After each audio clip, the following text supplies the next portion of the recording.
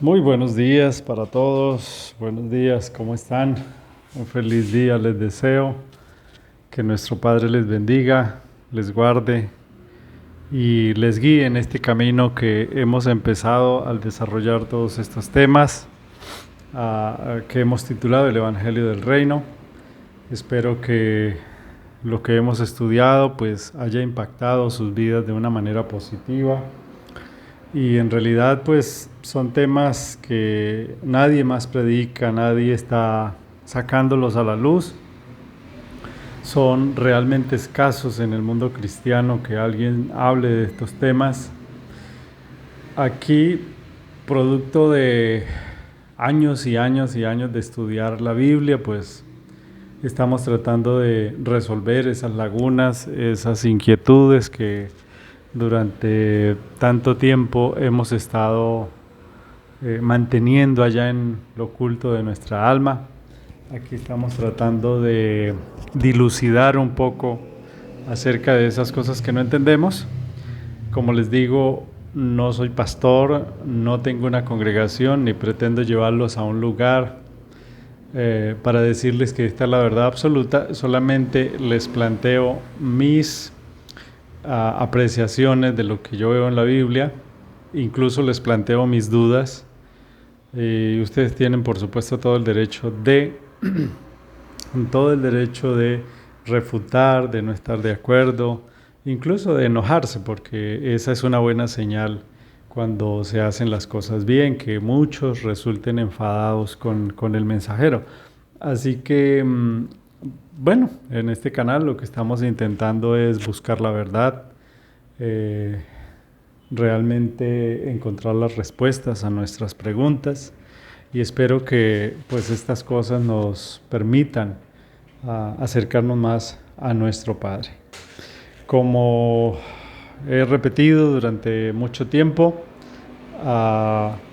queremos que esas preguntas que tenemos acerca de la Biblia, de lo que no podamos entender, podamos asumirlas, podamos ir buscando respuesta a través de la Biblia, pero desde la razón, no tanto porque yo les diga tienen que creer en esto, tienen que aceptar esto, sino que el Padre nos permite a cada uno ir a través de su palabra, ir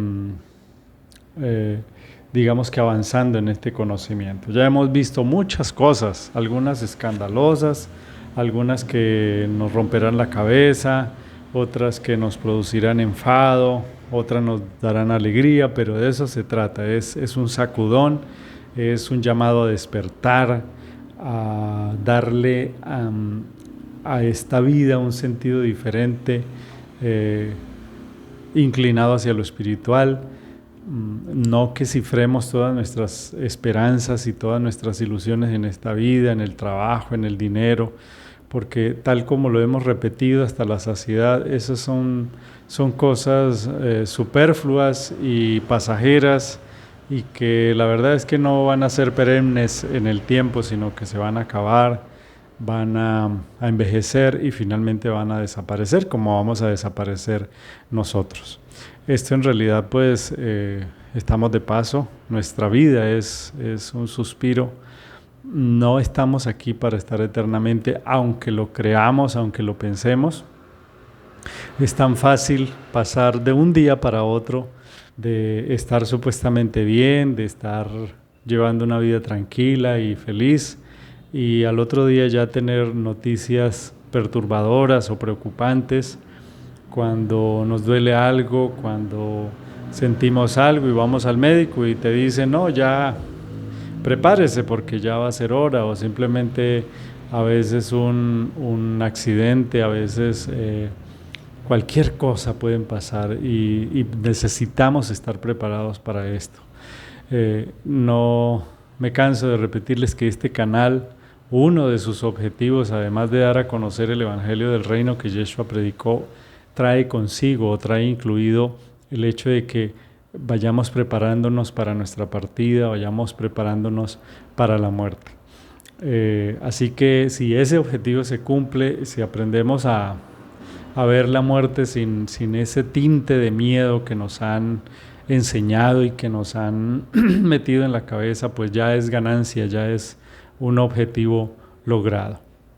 Muy bien, así que sin más preámbulo vamos a regresar a nuestro tema y vamos a mirar, ¿no? Vamos a mirar el tema del fruto. Ya estuvimos viendo entre el trigo y la cizaña, pues hemos estado viendo diferentes aspectos, pero vamos a ver el asunto del fruto en el trigo. ¿Cómo es que el trigo produce fruto según la Biblia, según la palabra, ¿no? Entonces, el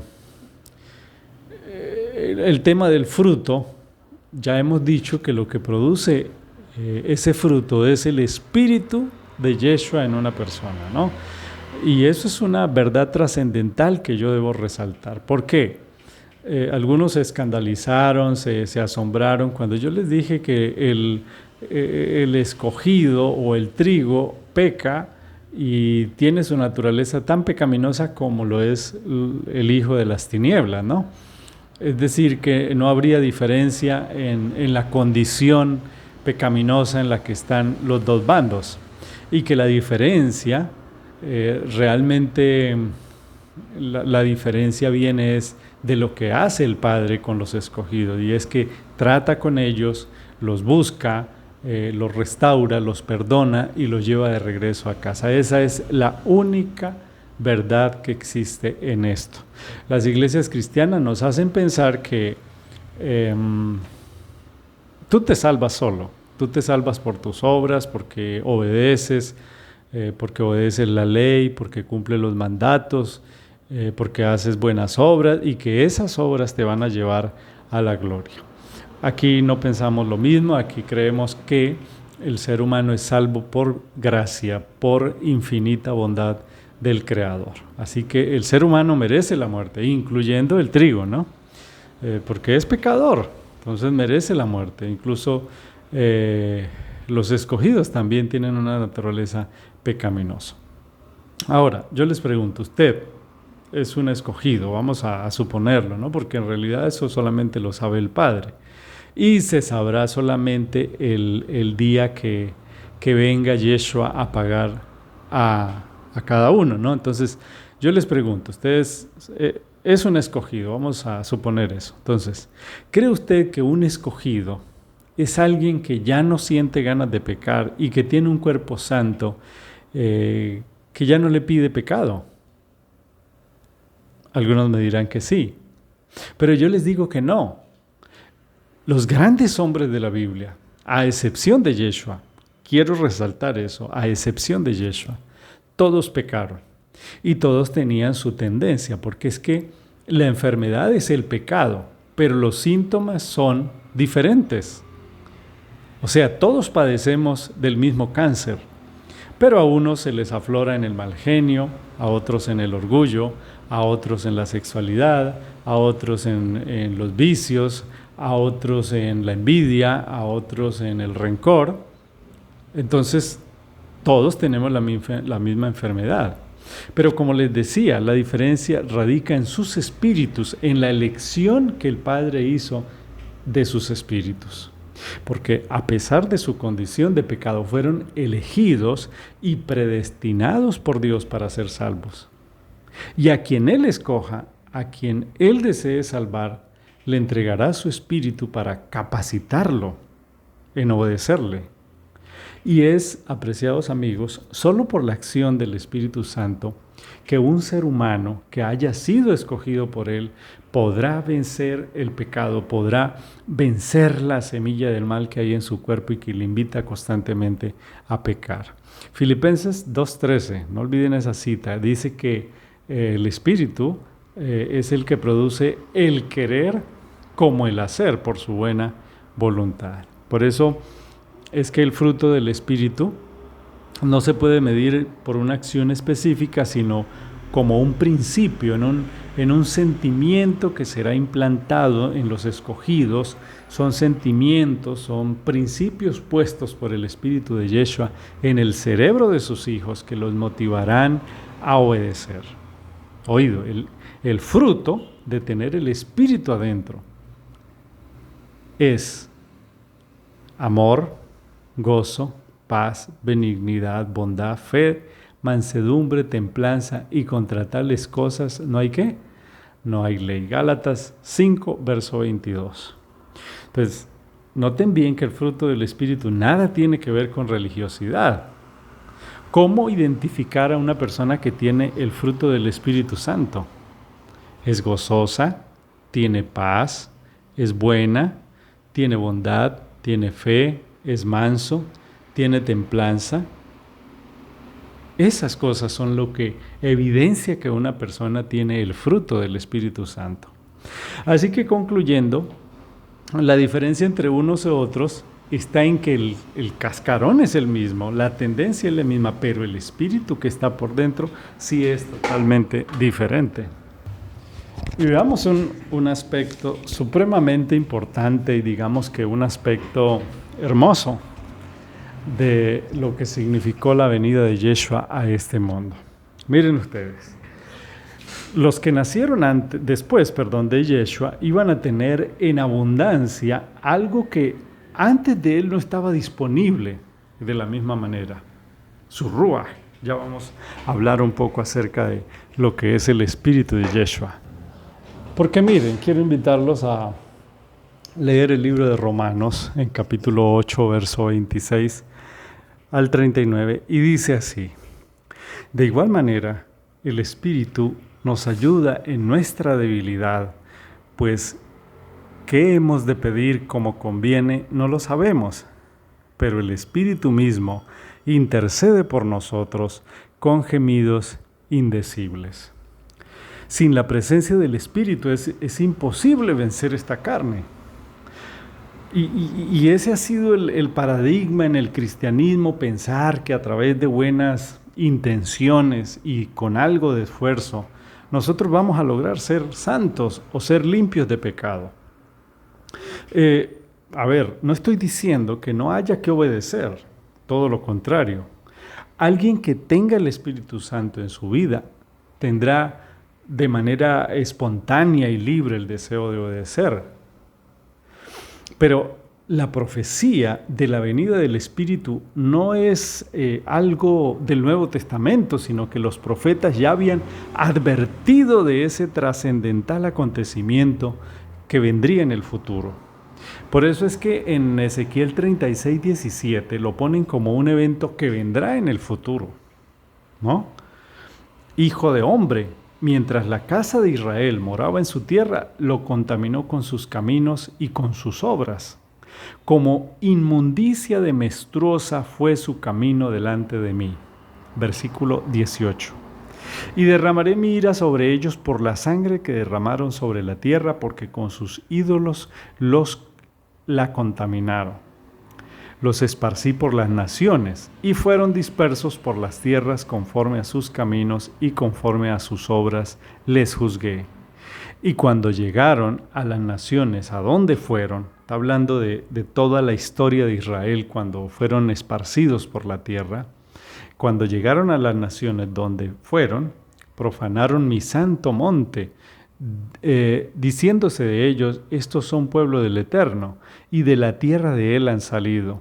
Pero he tenido dolor al ver mi santo monte profanado en la casa de Israel entre las naciones a donde fueron. Verso 22. Por tanto, di a la casa de Israel: así ha dicho el Eterno, no lo hago por ustedes, oh Israel, sino por causa de mi santo nombre, el cual profanasteis vosotros entre las naciones a donde habéis llegado. Noten que está diciendo que lo que va a hacer no lo va a hacer por ustedes o por nosotros, por los seres humanos, sino lo hace por él mismo, ¿no? Es decir, que su acto de ir a salvar al ser humano no lo hace porque el ser humano lo merezca o porque el ser humano lo valore, ¿no? El ser humano entonces merezca que él vaya a salvarlo. Es un atributo divino. Dice: y santificaré mi grande nombre, profanado entre las naciones, el cual profanasteis vosotros en medio de ellas. Y sabrán las naciones que yo soy Jehová, dice el Eterno, el Señor, cuando sea santificado en medio de vosotros delante de sus ojos. Verso 25. Esta es la gran promesa del Antiguo Testamento, mal llamado Antiguo Testamento, de que en el futuro el Espíritu de Él vendría. Esparciré sobre vosotros agua limpia, y seréis limpiados de todas vuestras inmundicias, y de todos vuestros ídolos os limpiaré.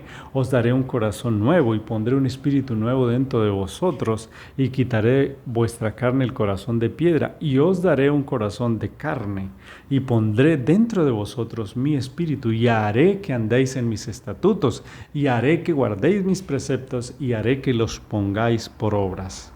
Como las ovejas, esto es un lenguaje figurado, ¿no? Consagradas como las ovejas de Jerusalén en sus fiestas solemnes, así son las ciudades desiertas que serán llenadas de rebaños de hombres y sabrán que yo soy el Eterno.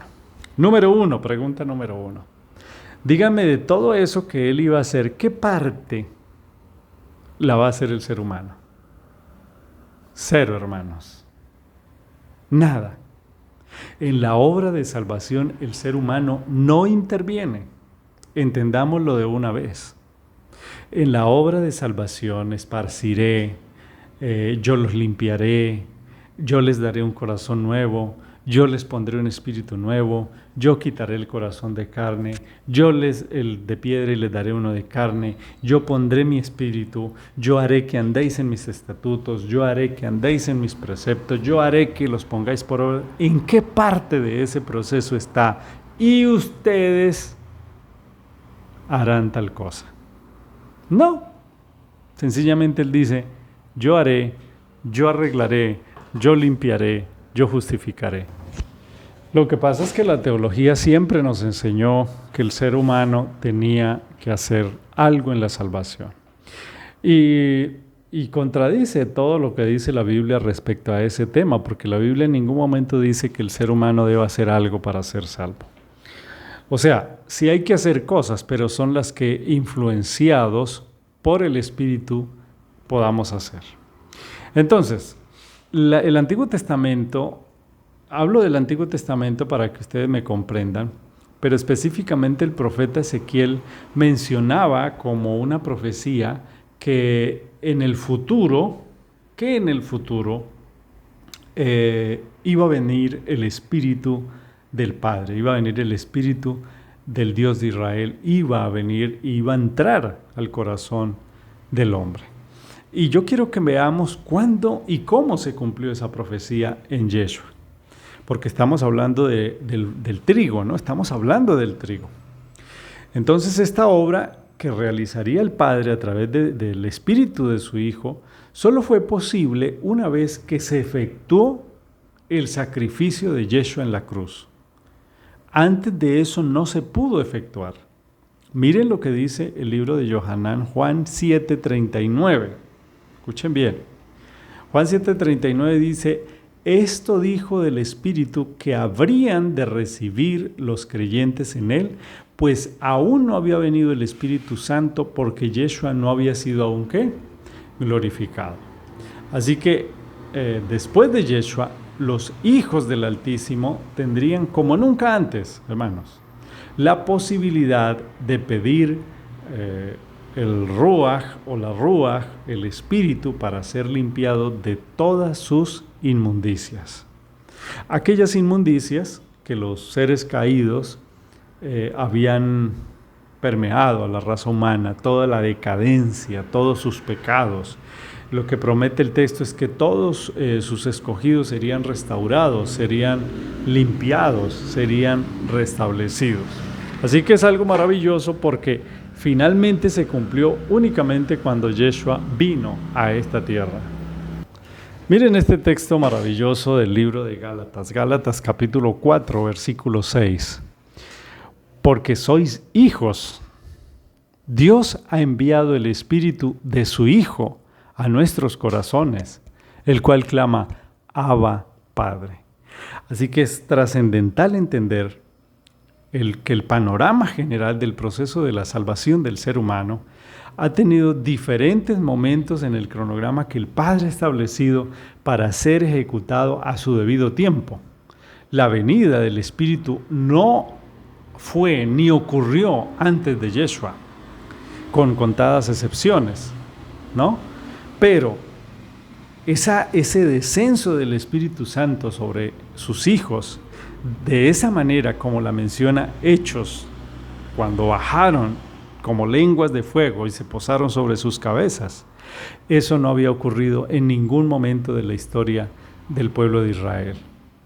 Entonces, vamos a intentar desarrollar muchos interrogantes que hasta el momento podríamos tener, pero lo que sí queremos dejar muy en claro es que el proceso de la salvación se debe específicamente, radicalmente, por la acción del Padre, por la acción de su Espíritu que baja a buscar al pecador, baja y entra al corazón de la persona para restaurarlo, para llevarlo de nuevo a su casa.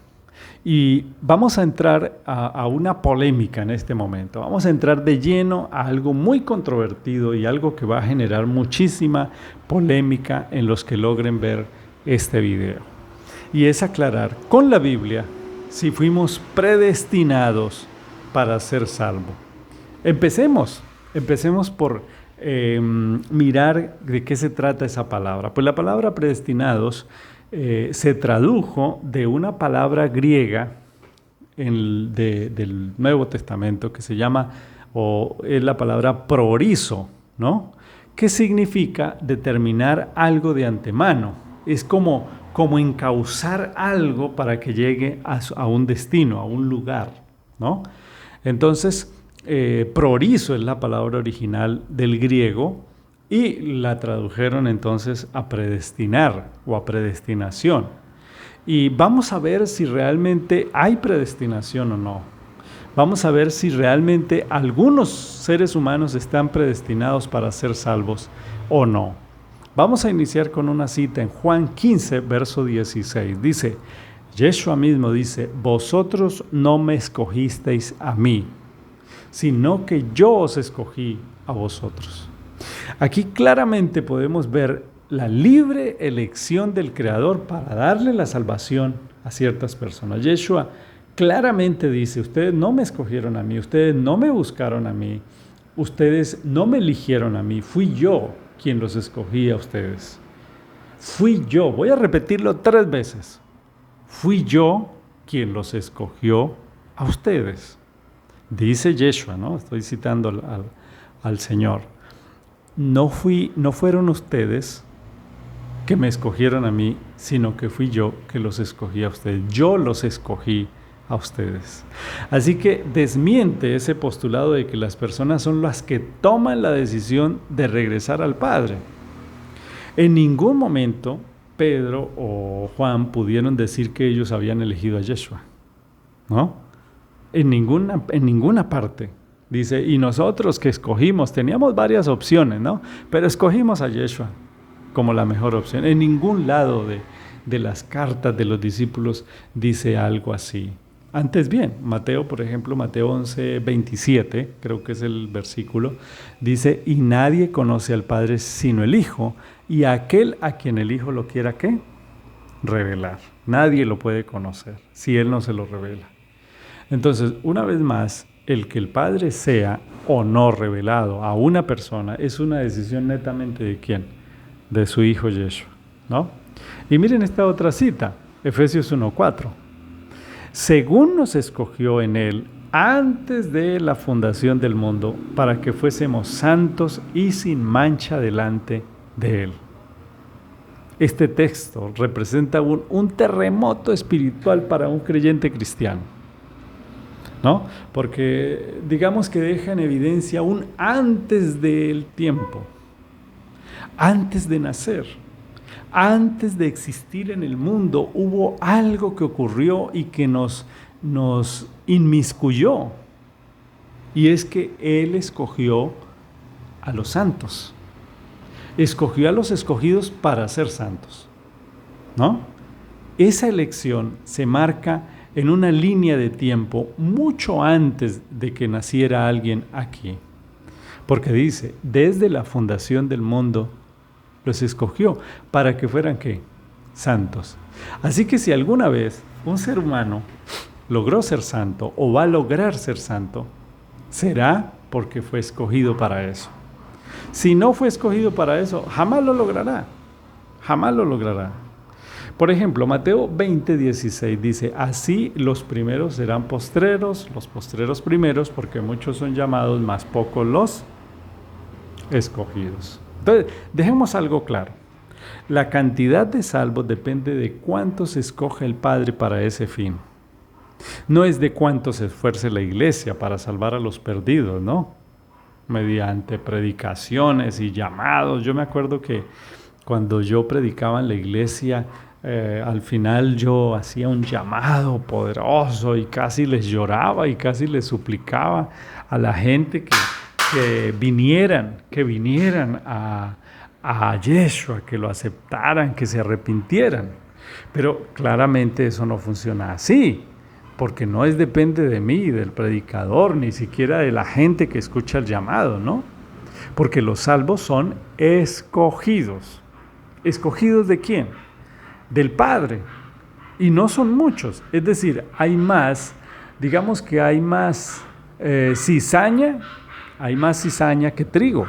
Eso es un hecho, ¿no? Entonces, tanto en Mateo 24:24 habla de escogidos. Mateo 24:31 también habla de escogidos, que va a juntar a sus escogidos de los 4 ángulos de la tierra. Lucas 18:7 también habla de los escogidos y dice que si acaso el Padre no hará justicia a sus escogidos que claman de día y de noche, ¿no? Romanos 8:33 dice, ¿quién acusará a los escogidos de Dios? Romanos 11:7 dice que pues lo que buscaba Israel no lo ha alcanzado, pero los escogidos sí lo han alcanzado y los demás fueron endurecidos. Imagínense lo que dice Pablo. Lo que yo les venía repitiendo hace unos minutos es que todo Israel, la mayoría se equivocó, fueron endurecidos, ¿no? Y dice lo que Israel buscaba no lo ha alcanzado, pero los escogidos sí lo han alcanzado y los demás fueron endurecidos. No son palabras mías, son palabras de Pablo diciendo que Israel fue endurecido y por eso no alcanzó el objetivo de entrar a la tierra o de conquistar la vida eterna. Y yo sé que estos temas son escandalosos, son realmente un terremoto para cualquier cristiano, pero ¿qué hacemos? ¿Qué hacemos? Y esa es la explicación que Pablo da a los temas de la Biblia o a los temas de la Torá. Aquí está diciéndolo claramente, que fue endurecido, ¿no? Dios les dio espíritu de estupor, versículo 7. Ojos con que no vean y oídos con que no oigan hasta el día de hoy. Y David dice, se ha vuelto su convite en trampa y en red, en tropezadero y en retribución. Sean oscurecidos sus ojos para que no vean, y agóbiale la espada para siempre. En este caso, ¿no? El texto señala que Israel fracasó en alcanzar la salvación. Solamente los que fueron escogidos lo han alcanzado, mientras que los que no eran escogidos fueron, ¿qué? Endurecidos. Colosenses 3:12, vestidos como escogidos de Dios. Segunda de Timoteo 2:10, todo lo soporto por amor ¿a quién? A los escogidos. Efesios 1:4, según nos escogió en Él antes de la fundación del mundo.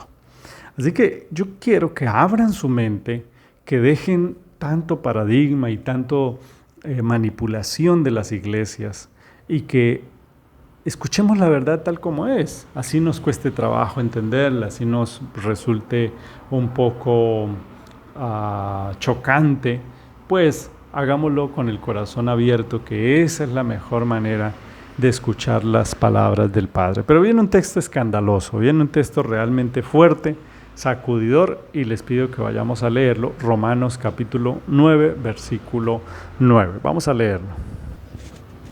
Y quisiera que antes de ponernos a leer el texto, pues aclarar algo que es muy importante. Y lo que quiero decir es que este tema de la predestinación y el tema de la elección previa y el tema de la preexistencia Es un tema que nos va a llevar mucho tiempo en entender y nos va a tocar leer mucho, leer mucho. Y yo les pido que por favor este capítulo de Romanos no lo lean una vez y ya, léanlo varias veces para que podamos captar el mensaje que Pablo quiere dar en esta epístola a los romanos.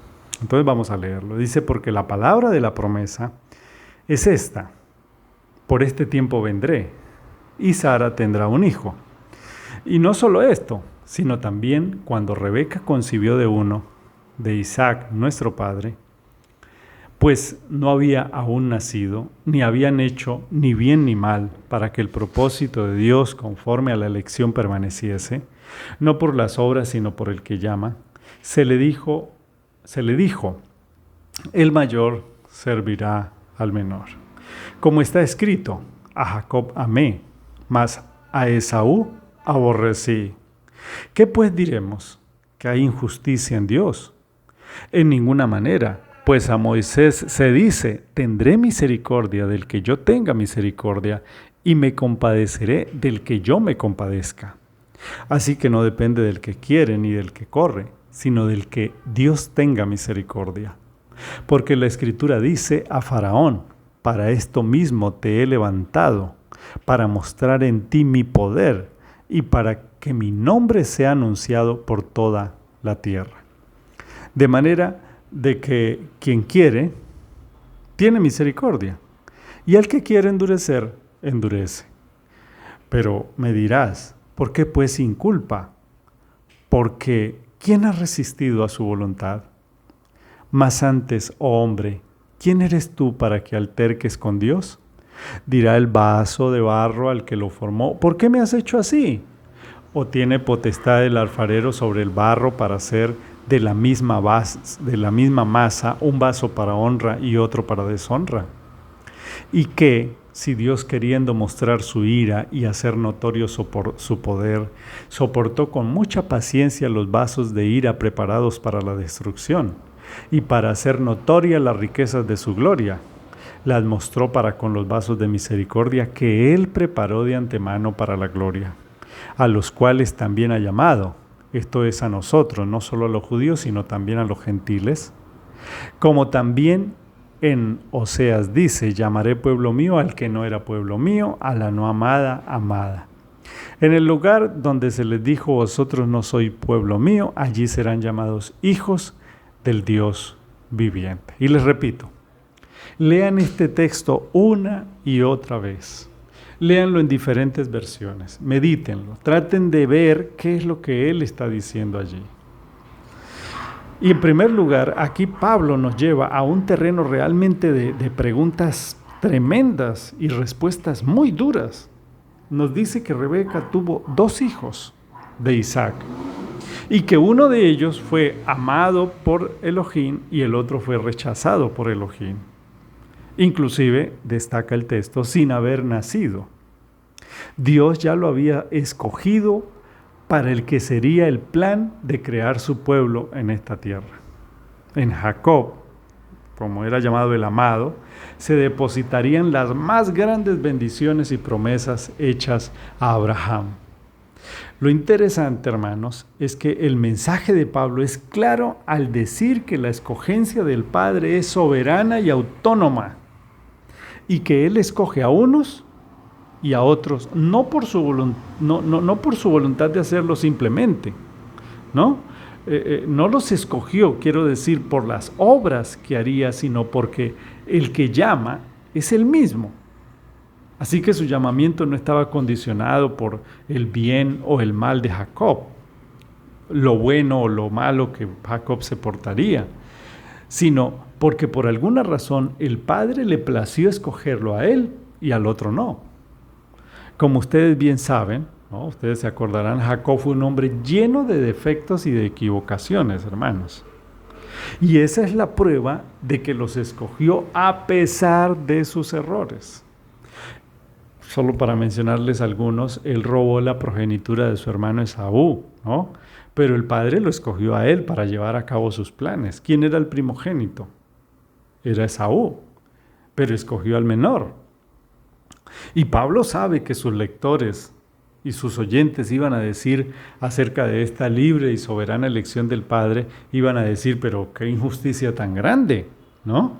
Por eso Pablo, anticipándose a sus pensamientos, les dice, ¿acaso Dios es injusto? Y él mismo responde, ¿no? Y dice, claro que no.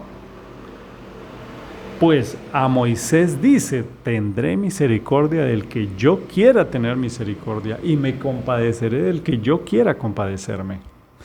Así que no depende del que quiere, dice Pablo, ni del que corre, sino del que Dios tenga, ¿qué? Misericordia. Porque la salvación, hermanos, es un acto soberano en el que Dios, el Creador, busca a sus criaturas para darles un regalo que no merecen. Él tiene misericordia de unos y de otros en su libre elección. No depende del que quiere. Qué frase más tremenda y sacudidora, ¿no? No depende del que quiere. No es si tú quieres, no es si tú deseas, no es si tú corres, sino del que Dios tenga misericordia. Y agrega lo que le dijo a Moisés, ¿no? ¿Por qué a Moisés? Pues se lo dijo a causa del faraón, ¿no? Seguramente Moisés, al ver que era Dios el que le endurecía el corazón, le preguntó, ¿por qué lo haces?, ¿no? Porque parece ser que el Padre le contestó a Moisés según Pablo, ¿no? Y la respuesta es tajante. ¿Por qué endureces a Faraón? Porque yo quiero. Y yo les digo, hermanos, seguramente hay cosas que tú y yo desconozcamos y nuestra vista sea reducida y ahora no podamos entender por qué el Padre hace lo que hace, ¿no? Y en el mismo capítulo está contenida la respuesta del Padre. Dice, ¿quién eres tú para que alterques con Dios? ¿Acaso dirá el barro de barro al que lo formó, ¿por qué me has hecho así?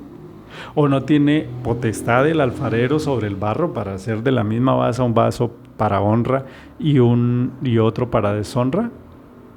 Entonces, este es un excelente ejemplo, ya que en este caso somos las vasijas y el Señor es el alfarero.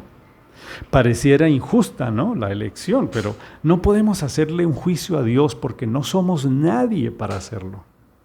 Entonces, nótese que Pablo señala que él hizo unas vasijas para honra y otras para deshonra, ¿no? Permítanme aclararles de qué se trata. Hay vasijas de barro, en ese tiempo se hacían de barro y se llevaban al horno, unas vasijas que eran de uso sagrado, ¿no? Y habían otras vasijas de uso no tan limpio, ¿no? Por ejemplo, si habían vasijas para botar excrementos, para echarle comida a los animales, en fin, unos usos como más cotidianos, por decirlo así, pero que se echaban incluso cosas sucias ahí. Entonces, finalmente Pablo en este capítulo está diciéndonos eso, que él hizo a unas vasijas para un uso y hizo otras vasijas para otro uso, ¿no? Entonces, por todo, digamos que por todo lado está regado este tema de los escogidos. Está también en Mateo 25:34, creo que la cita, cuando él le dice a los escogidos, les dice, vengan benditos de mi Padre a heredar el reino preparado para ustedes desde la fundación del mundo. También está en Apocalipsis 17:8, donde habla de la bestia, ¿no? De la bestia que era y no es, y esto, y luego menciona, dice, aquellos cuyos nombres no están escritos desde la fundación del mundo en el libro de la vida. Así que se trata de los que están escritos y de los que no están escritos. Entonces la palabra me plantea que el Padre escogió desde la fundación del mundo a aquellos que iban a ser salvos. Y ese es un hecho no menor, ya que los salvos no habían nacido, ¿no? Aparentemente pues no habían nacido en este mundo. Y lo que pasa es que la Biblia en estos textos deja entrever que algo espectacular ocurrió en la fundación del mundo, que quizás nosotros no lo sabemos, ¿no? Pero ya lo estamos descubriendo a través de estas parábolas. Lo interesante de estos pasajes es que citan a la fundación del mundo como el comienzo del tiempo y son claros en señalar que en ese momento el Creador escogió a los que iban a ser salvos. Es algo realmente maravilloso y al mismo tiempo escandaloso, ¿no? Además, Cabe señalar que la creación fue un suceso único, ¿no? Irrepetible, es decir, que el Eterno solo creó una vez y ya, ¿no? Eso es muy importante entenderlo. Eso indicaría, como ya hemos visto en el capítulo anterior, que los espíritus que Él creó, debió crearlos ahí en ese momento. No es que cada vez que nace un bebé, el Padre decide crear otra vez. Solo imagínense cuántos bebés nacen cada minuto en el mundo. Eso sería pensar que Él sigue creando y creando y creando y todavía no termina. El texto es categórico en decir que todo fue terminado y acabado, ¿no? Todo el ejército de cada especie fue acabado. Y ahora, ¿cómo iba a escoger espíritus? ¿Cómo los iba a escoger si todavía no existían, no? Sí, se supone que si dice que los escogió desde la fundación del mundo, pues sin duda esos espíritus ya existían, ya estaban vivos. ¿Y cómo iba a escribir los nombres de los salvos? Pues en un libro desde la fundación del mundo, si dichos salvos aún no existían, lo cual nos hace pensar, suponer que para el momento de la fundación del mundo ya estaban presentes, ya estaban allí esas personas. Y pues eso ayudaría a explicar por qué estamos aquí, para qué estamos aquí, quién soy yo, qué debo hacer, a dónde voy cuando muera. Y todas son preguntas que se pueden responder con la Biblia, pero hay que abrir la mente, hay que despertar, hay que gastarle tiempo a este tema. No podemos pasarnos toda la vida, todo el tiempo, todas las horas del día, intentando conseguir dinero, intentando trabajar y en este frenesí, ¿no? Es una carrera de la rata, como leí por ahí en algún libro, por buscar dinero, conseguir nuestras metas, porque realmente el final va a ser desastroso. Entonces, pues sin duda este tema nos va a llevar muchos videos, nos va a llevar mucho tiempo entenderlo, masticarlo, asimilarlo, pero pues ahí está en la Biblia, es innegable, es innegable. Por eso, si tú vas donde tu pastor, va a decirte 1001 cosas tratando de darle vuelta a este tema, pero pues ahí está, es innegable y habría que arrancarle la hoja a la Biblia para poder evadir este tema de la predestinación y la preselección que el Padre hizo de sus hijos. Esperamos llegar a feliz término, que nuestro Padre les bendiga. Espero que todas estas meditaciones nos ayuden, nos permitan acercarnos al Padre, tener una relación con Él, porque de eso se trata. Ese es el objetivo principal, y que el reino pueda llegar a nuestro corazón, podamos vivir por el reino, podamos vivir por las exigencias del reino, que son exigencias de amor, que nos permitan ver incluso la muerte con otra cara, ¿no? Así que oremos, pidámosle al Padre de su ayuda, de su dirección, que nuestro Padre les bendiga, y en el siguiente tema vamos a seguir ahondando en la predestinación y la preselección que el Padre hizo de sus hijos. Un feliz día para todos.